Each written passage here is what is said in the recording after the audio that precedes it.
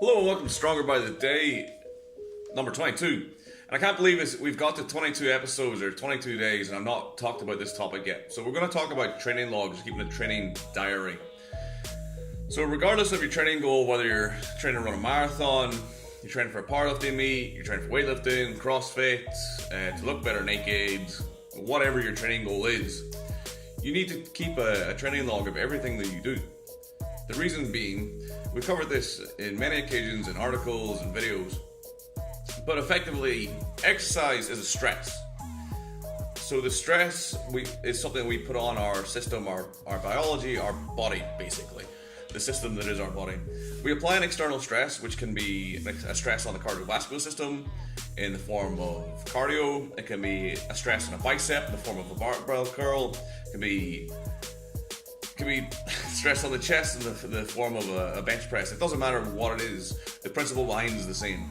You apply a stress, and if the stress is of sufficient intensity or sufficient amount of it, then you get an adaptation. And the adaptation you get from the stress that you apply is specific to the stress that's applied. So if we've applied a force production stress in the chest, done a bench press with either sufficient intensity or sufficient volume or sufficient amounts of both, that punctures the equilibrium, or that basically forces the body to adapt from that stress. And the net outcome of that adaptation is you get stronger, or you get bigger, or you get both. With fitness training, it's the same sort of thing, whether it's a lactic response from doing a high amount of work in a short period of time, a high power output for 30, 40 seconds, or if it's more longer duration, purely cardiovascular, cardiorespiratory adaptation from running or from rowing or cycling or whatever the modality is, the outcome is the same.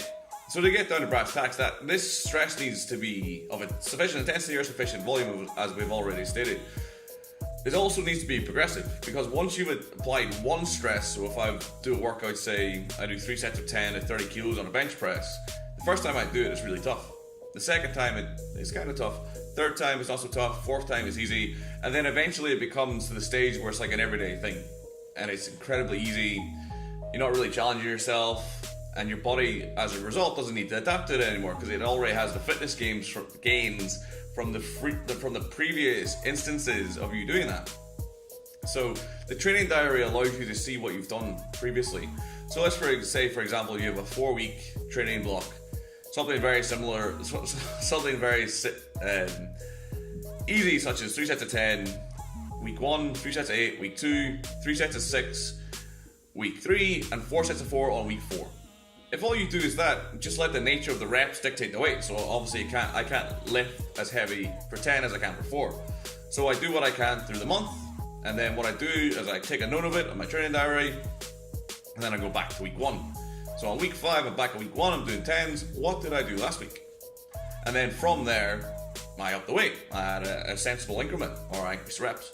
But it gives you a record to go back on, so you can provide progressive overload and not just overload. So you're not just blindly applying the same stress week in, week out forever, and then wondering why you're not getting stronger, leaner, or fitter, because you're applying the exact same amount of stress.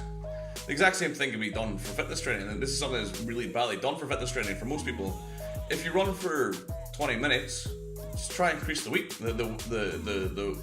increase the incline, increase the speed, try to go further, increase your heart rate response, just something like that. You can just take a 20-minute run twice a week, and doing that, you will get so much more progress doing that than you will just blindly going out for a 20-minute run, because you'll be applying a progressive overload stimulus.